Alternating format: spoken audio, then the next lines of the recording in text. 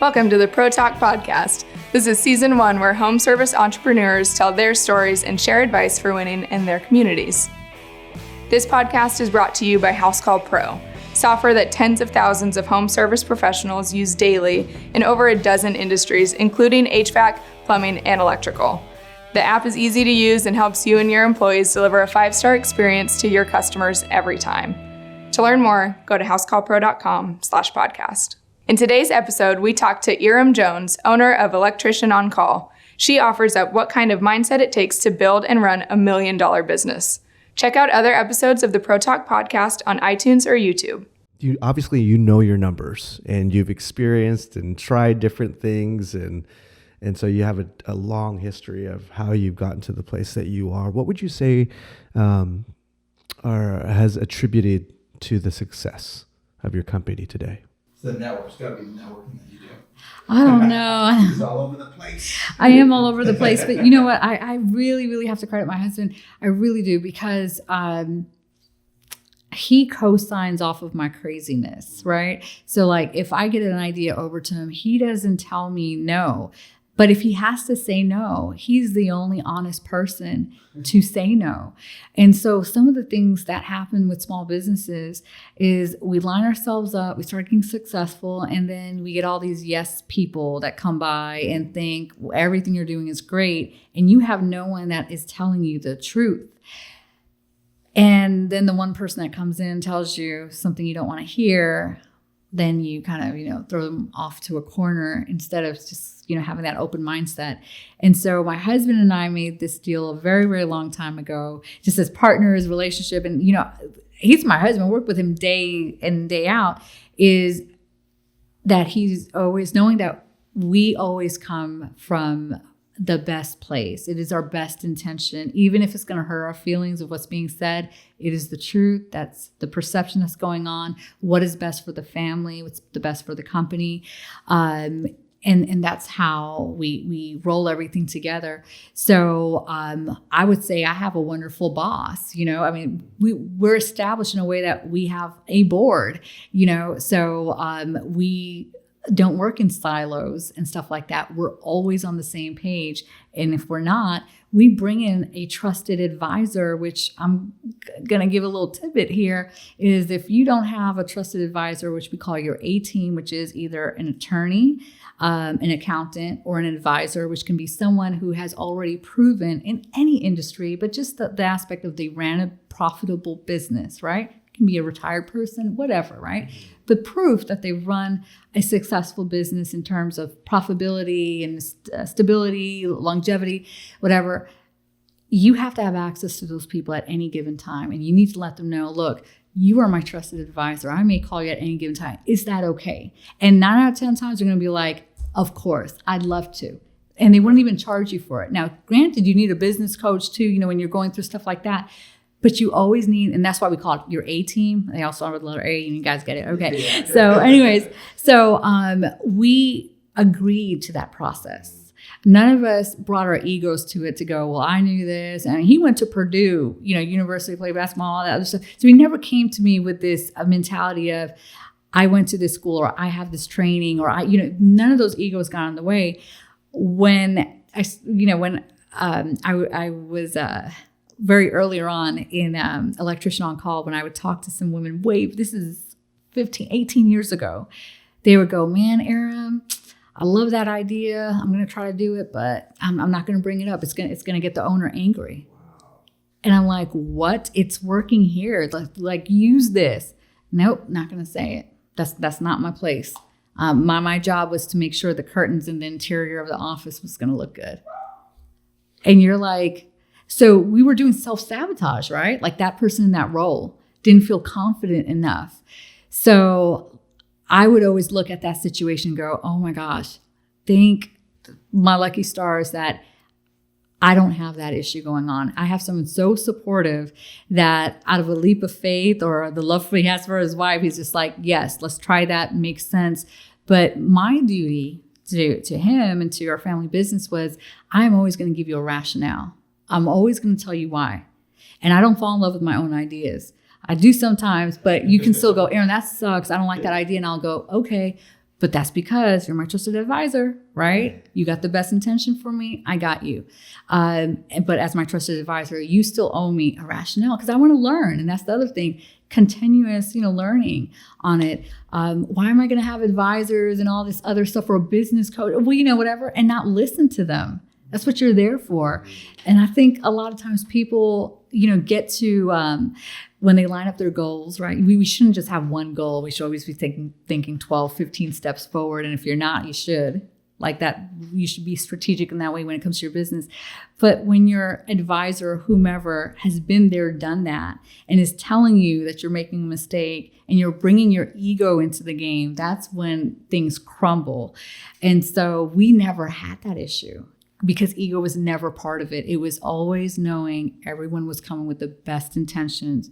And the promise, and this is the cool thing about why we got into nonprofits and helped in the capacity we do and just having a heart to serve, was if we can trust that the people around us know that when we become profitable, we are going to give back in the very communities we serve and operate. You're going to want to give us the right advice because you see us doing the right in the community, which is what we're supposed to do. Absolutely. So that's how that all kind of comes together. So I know you mentioned earlier, you guys have, 15 or so employees. Sounds like you're maybe pushing between 4, 5, 6, even plus in terms of millions in revenue. There's a lot of softwares out there that you guys could be choosing, and specifically for a business like you, your size, something out there like a Service Titan. Is there any specific reason why, you've used something like House Call Pro? Are you currently on House Call Pro XL? And just in your decisions, and have you looked at services like Service Titan, anything along those lines in the past? So the issues that we ran into was we were early adopter of Salesforce. Okay. And this is Salesforce, again, like we're talking about 15 years ago. So if you were on Salesforce on their legacy systems and they continue to carry you through, there's certain price lock-ins and features and all, they take care of you. We're never going to step away from Salesforce. They're going to customize it as much as possible, just like you guys have an open relationship with your community. Salesforce is pretty much the same thing when you add those plugins and stuff like that. So for some of our relationship pieces, of course, Salesforce is our go-to. House Call Pro is perfect for residential. We have grown our residential piece where we're confident to get at least 2 residential calls a day. That's stability in that. So what we didn't want to do was introduce a system that did the entire gambit of new construction, all of those different types of service calls, whatever. If we did that, I would have to hire 2 admins to customize everything, export, import data, do this crazy thing called data integrity, which I think everyone's hip to the game and what that is. But we didn't want to duplicate our customer base. There was so much work involved because remember, we came from so many different resources, that crazy Excel spreadsheet that I was talking about, then the planner that had some of that stuff. That we estimated that would have taken us 20 years in business, right? If we would have put something together right now, over a year, easily. Wow. And I wouldn't even trust the numbers coming out of it. Right. And I'm a numbers person, so I'm like, I need to make sure what was keyed in correctly. I don't trust outsourcing it to a data analyst because I don't have the time to audit what you inputted in. I'm going to take your word for it. So I didn't want to set us up to baseline the wrong numbers. With House Call Pro, the cool thing about the residential piece, I think it does everything for us, the residential. If the homeowner is who we're servicing or the renter or the property management company, it handles that flexibility as well. What's cool about it is I can onboard someone within hours. I mean, we can't even do that with our phones and we use it and we're so dependent on it. With House Call Pro, you can onboard someone within hours. Now, granted, the person that's onboarding them, they better know everything. So you're talking about onboarding a customer. Onboarding one of our your techs. My techs, okay. Yeah, our techs or dispatch team. So I don't need a system admin. And what a lot of people don't tell you is, sure, Service Titans, you got all these other companies out there. They are great. They're great. If you have resources that can actually manage them 24/7, and you do a data integrity and you make sure that everything's inputted the right way, using the right methods, then the system's going to work for you. Garbage in, garbage out. But some of these other systems are so large, so complex, with so many different updates that if you're not in it every single day, your numbers are going to be messed up. You're going to be double booking. You're not going to be using 90% of the features because you're so stuck on how to get through the features. Some of these systems are overly complicated because your business hasn't grown to adopt that process. So House Call Pro, which is amazing, is you guys are in that sweet spot. Yep. It's not too much. It's not too little. There's workarounds. It's adaptable.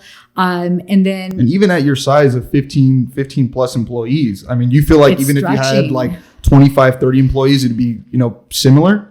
Well, we are currently, short answer, I'm going to say yes. Because you guys have made so much improvements in other areas. Like, right now, the calendar is being reshaped, right? Now, how do we know if the calendar is really going to give us what we need if you don't have someone of that size beta testing it for you, right? But when we toggle that mode on and off, right now we're writing, baseline processes that says once we go from one place to another, this is how we would use it. Like, don't worry, guys, we haven't lost any data. We actually gained data and efficiency. Right. So that's how we build in the value. And that's where House Call Pro comes in. Mm-hmm. So let's say, for example, this year ends up like we end up deciding, hey, maybe for 2020 or 2021, we're just going to do residential. We're going to walk away from new construction, That's a big decision. But if we do that, then guess what? I don't have the headache of keeping up that new construction piece. Then House Call Pro becomes, again, my system of record. And so that's the cool thing about it, is how long does it take someone to ramp up? It's intuitive. We already know that. You can get to any piece of House Call Pro within 3 clicks, which we're super happy about that. Other systems, you're 6 clicks later, and then there's a back door to get to something else. And so the training becomes a nightmare. And I think I got to do a study on this. I really do, and poll people. Yeah, I am. I think that a lot of companies that have overly complicated systems that they're looking to grow into, right? We'll be there in 10 years. We'll be there next year, and it doesn't happen. Those features are overwhelming to dispatch. Your dispatch isn't as effective. You're telling them to go from tab 1 to tab 10, then tab 5. That doesn't even make sense. So they're ping-ponging all around. Your dispatch doesn't even want to grow at that point. Your dispatch team is literally like, I'm just a call taker. Literally. And we take that as offense. Our dispatchers are apprentices, and not just to have their card, like they know electrical theory, HVAC theory, they can walk you through stuff. And we want them excited about that. No one wants to just talk to a call taker and feel like they're going to be abandoned. So House Call Pro gives my dispatch team the ability to go in and say, here's what was happening within seconds, sizing things up, without going through 5 different tabs. So that plays an important role because it frees them up to study, to be a little bit more inquisitive. Well, why did that happen? So there's a lot of different elements House Call Pro brings in. Because it's so intuitive, people get trained faster. Now because they have muscle memory of where to move their mouse and do all that other stuff, now they're more curious about the trades again, which makes them excited when they do a ride along or just talking to the techs. They have an excellent relationship, and it's a technical relationship. And so when I talk to other business owners, they're like, what? Like, your dispatch team talks about the diagnosis report and it's not a home warranty call? And we're like, no.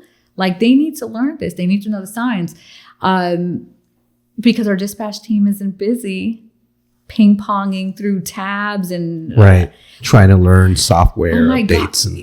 Did you guys, I don't know if you guys read this, but there was someone that was venting on a Facebook community post a while ago and said that they turned on required features, not on House Call Pro, but by this other overly complicated system.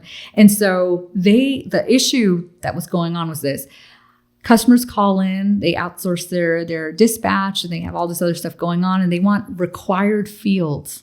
Okay.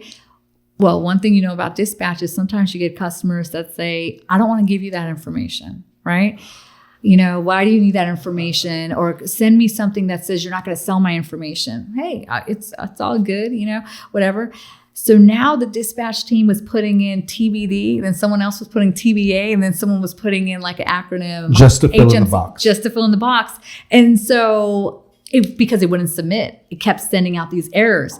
Those error messages were pinging the owner going, there's a data entry error. So they're like being pinged about it. And I'm like, so you don't have online booking? No, we don't. And like, my system comes with an online booking. No, we got to pay extra. We got to upgrade that. We got to convert it to the JScript. What? That's crazy. Or, it's through my website, but then it gets sent over an Excel spreadsheet. And then I got something. And you're like, this is not automated. Oh, yeah, it's automated. That's not automation. That's a dirty process that takes you away from other stuff. So Inefficiency. Yeah, that's what I'm saying. That's what I'm saying. Pay attention to pay attention to the areas that make you cringe. Fix that. And probably in just fixing that will make you profitable. Yeah. Right? Don't raise prices on your customers. It isn't their fault you're inefficient. Yeah. Right? So fix your processes in-house, and hey, you might have a record-breaking month. What was it like just to transition from, the planner and that system and then House Call Pro? I mean, I'm curious, how did you even find House Call Pro? And what was it like when you implemented it? Yeah. Okay. Yeah. We're going to go there. So, House Call Pro, I think my husband found that one, because that was when I started really going in. It was like during, it was the end of a quarter or something like that. The reports looked horrible. And I was just like, surely the construction, industry, the home service industry has grown and all this other stuff. And so he went out there and found a couple of things, and we were shopping around. I remember he was on the phone with House Call Pro, and they were doing a demo. This is almost like 2.5 years ago. And he was doing a demo, and there was nothing that I heard during the demo that made me cringe or any red flags. And I'm a techie because I did software development too. So I'm like, all right, what is it? So the guy was great, answered all the questions, said there was automated reminders. I'm like, all right, and all this other stuff. And so I told my husband at that time, and the guy said, so do you want a trial? And I said, no, we're not going to trial. We're not going to trial. And I didn't want a trial because I know the game on the trial, right? It's like you start the trial today, but if you're not ready, you burn the trial, right? So I was like, we are not doing that. So I went in, cleaned up a few things, and I said, we're going to trial a month worth of data. I'm not porting everything in. Let's see how it goes. So we did another scheduled call, and this time I was the one asking the questions. I really wish that you guys had like it recorded. If you guys recorded the call, I'd love to like hear the ridiculous questions, but it was like every single thing. It was like, which trade are you from? And I remember back then whoever was doing the demo said that the roots were, in paint and, that whole thing. And I was just like, I don't care. Nash? Maybe. Was he a mover? I forgot. Maybe it was either maybe a mover or a painter, something like that. But I remember that, and again, I got to apologize because I have a short patience, because again, I'm in efficiency mode all the time. So I'm like, I can tell you who it is. Keep going. Yeah. Okay. I'll look it up. Take a look. And I remember them going through, and I was like, that doesn't even have the level of complexity when it comes to electrical. Because remember, at this point, we're already like 15 plus years in, and we're like, can you handle all these different scenarios? But I was asking a whole bunch of questions, and I remember at the end of the call, I think it went like an hour or something like that. And I'm like, okay, this is pretty cool. Okay. And I said, you know what? Is there a question that you're expecting me to ask you that I didn't ask? And the guy's like, no, you pretty much, asked as much as most people, probably a lot more than most people would ask. And I'm like, okay, so you're telling me right now that there's no other question that anyone else has been asking that I'm not asking. Like, let's be upfront, because, you know, we all come from our different angles. Be upfront with your stuff. And he goes, no, here's where we're at. I asked him about their software methodology. Like, are we doing iterative stuff? What's the groupthink behind it? Is it some crazy person sitting in an office by themselves thinking up things and they've never been in the trades? You know, stuff like that, which we've been burned by that. It was Nash. It was? It was Nash and Barnes. So. Hey, Nash. Hey, Barnes. Hey, shout out, guys. Love you. You met Barnes over at the mastermind we had over in Nashville. He greeted you at the door. So yeah. we'll They were wonderful. They were wonderful. They probably got off the phone with me and they were like, "Oh my God, someone write down the questions because we do not want to go through that again." Train them on the questions he's asking. But it was very important to me. Right. They answered all those questions, and they made that promise, and they painted that picture of just a continuous improvement. Other companies and some of the bigger ones will go, this is what we're doing. Your type of company is 2% of what we do. You're not gonna have clout in anything that you're gonna request. It's gonna go on a list, whatever. So we were super excited, got the program in, but it wasn't like the next day. We had to do cleanup because we had all these different sources. Oh my God, we had like 3 different merchant accounts, you know, that have their own pieces. We didn't want to tie in the accounting system because we were in part of an accounting system upgrade when QuickBooks QuickBooks Lite went to online and all that other craziness. So we're going through 2 different data migrations. And on top of that, my loving husband says, let's try House Call Pro. And I'm like, 3 data pieces all at once. That's going to be a hard break. We got the accounting piece resolved. Then we went over to make sure our data was clean before we imported it in. And then we did incremental imports into it. And I think that's what helped us. But we didn't our dispatch team was the first one to go after it. We wanted to see how the desktop version worked. And back then the desktop was a little bit, it was a different flow. Now we can do a lot more things on mobile. So our dispatch team rewrote a lot of our processes because you guys solved some of them. Others, we had workarounds that we had to do. Others, other scenarios were getting into another system, but there weren't prompts and alerts. And remember, we're coming from a system like Salesforce. So you can customize a lot of that, but it's a lot of customization to get there. And it is very, very expensive. If anyone is out there in the world and you're using Salesforce, that's not a $200 commitment a month. That's thousands. You need your own van to service your updates. So anyways, we started importing the data in, and then we started running through each scenario.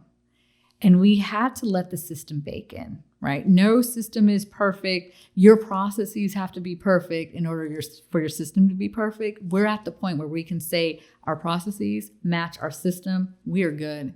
I can have a dispatcher come in the morning. I can have a temp agency if one of my girls call out, and they're trained in it within the next 30, 45 minutes. Easy breezy. Can I do that with another system? Absolutely not. So we're at the point where now there's efficiencies there. But when we first started, there was workarounds. We were using labels just all over the place. We weren't doing a lot of data integrity. We trusted the system wasn't changing our numbers. Because remember, we have been through like crazy stuff with other software companies where we've had one software company that accidentally incrementally rounded numbers up. Another one that rounded numbers down, didn't tell us. Another one that said if the customer profile isn't, 50% full, then that was a call that not an all. We didn't run into that. We had one that put us through this thing called a sales cycle. So a prospect is someone that you can only get their name and one piece of information. They were only considered a lead, and the system would push it through this crazy workflow. So if you called me, all right, this is the world of what we live through. You called into electrician on call and you didn't want to give your last name, but you gave your email address, but not your telephone number, which is what we really need. Our system would say, oh, you're just a prospect. Oh. Yeah. And then when you call in again, or we're getting information over to you via email and we find that your telephone number is on your signature line, when we plug that in, now all of a sudden you've become a lead. So now it's like, where did this lead come from? And we're like, well, he called like a couple of days ago. And then we go, oh, okay. What system? Which campaign? What was the code? And you're like, he didn't even want to give me his telephone number. And so, it's a couple of dispatchers got cussed out about that, so they were like, I don't want to use the system. I don't want to ask any questions. And so with House Call Pro, what the cool thing about it was our dispatch team was like, oh my God, we can create a customer profile just by doing this. And if the customer doesn't want to give their telephone number, we'll just put our default number because we know that means that the customer wasn't willing to give that number. Cool beans, whatever. But we're able to see when the profile was created. So the efficiency was there with less features. There's this whole crazy concept. Yes. And so we were able to see that. And so we started changing our processes. We're like, dang, we should have never asked them for all that stuff. They hate us. That was very violating. But now best practices, when we start asking questions and we get one of those customers, we go, look, there's just several screens we have to go through. We just want to make sure that anything that we tell you over the phone or whatever, we're able to email you, put it in writing. And a lot of people are like, oh, I totally respect that. Here's my information. Yeah. So if I'm like let's just say, for example, I'm a 6-person company and I'm not using any type of software right now, or maybe I'm using some type of software. What are some key things that you suggest for a company that, again, is falling maybe between 6 to 10 employees to really help them get to the next level, I should say? Absolutely. So the first thing is be honest. Do you want to even grow? And that's okay. You'll run into people that'll say, I got 2 vans, I'm good. Right? And they're okay with their process being broken only because they don't know it's broken. That's just the way they've been operating. So my advice would be for those companies to network with other companies. Just compare yourself. It could be someone regionally or you're someone within your service territory, but network, figure out if there are some best practices that you can swap. And that's not giving away the secret sauce. It really isn't. Right. Let's be more collaborative, in certain things here. So figure that out. Just kind of get a baseline on that. Maybe someone else is using something else. So if one of those companies would have came to me and we get approached, what system are you using, whatever, we always ask them, do you have someone in dispatch or are you taking your own calls? What's the pain point that we're trying to resolve? Oh, well, I'm doing all this by myself. I don't have a price book. I don't even really know what a price book is or where I would start. Cool beans. Yes, this system can put a price book in. You don't have to walk around with that, memory. It's all in there. Keywords, put it in, boom, it's up. Absolutely. And then some of them don't even know what their KPIs or key performance indicators are. And we actually tell them, here's the ones that work for us. We look for this. If by Wednesday we're not at this number, we get a little whatever, but that's because we run X vans. Just use that formula to figure out what you have in your world and whether you're going to accept that term. And that's about it. So that's the first thing. Compare yourself. Don't compare your prices. I'm not saying that. I think that's completely BS. Please don't compare your prices because when you do that with another contractor, then you're in that mode of, oh, we're competing. Right. Don't do the race to the bottom when someone's helping you. Compare your processes. Hey, so do you call that customer immediately? What? You got online booking? What happens when it comes in at 3:00 in the morning? Are you calling them right then and there? Some will say yes, some will say no. You're already up, so I'm going to call you. And some of them say, no, we're just going to handle it the next day because we want to set that expectation that we have these hours. We want to do that work-life. Cool. There's no wrong answer, but you have perspective, right? So be open to that. And then come visit one of the contractors. See them in action. I invite people all the time. Come on in. Come on in on a Saturday. The calls aren't that crazy on a Saturday. You'll be able to see some of the backup, catch-up related stuff. You'll be able to see the calls. The dispatcher can walk you through and say, here's why I asked this, here's why. And that's not giving away the secret sauce. You're going to eventually know about it anyways. I'm going to keep this to myself, So anyways, do that. Approach them. Take the ego out of it, right? Because you're only going to learn things when you're like, hey, can't be the smartest person in the room. Just collaboratively, we can do things together. So take a look at other systems, right? Just be open to that.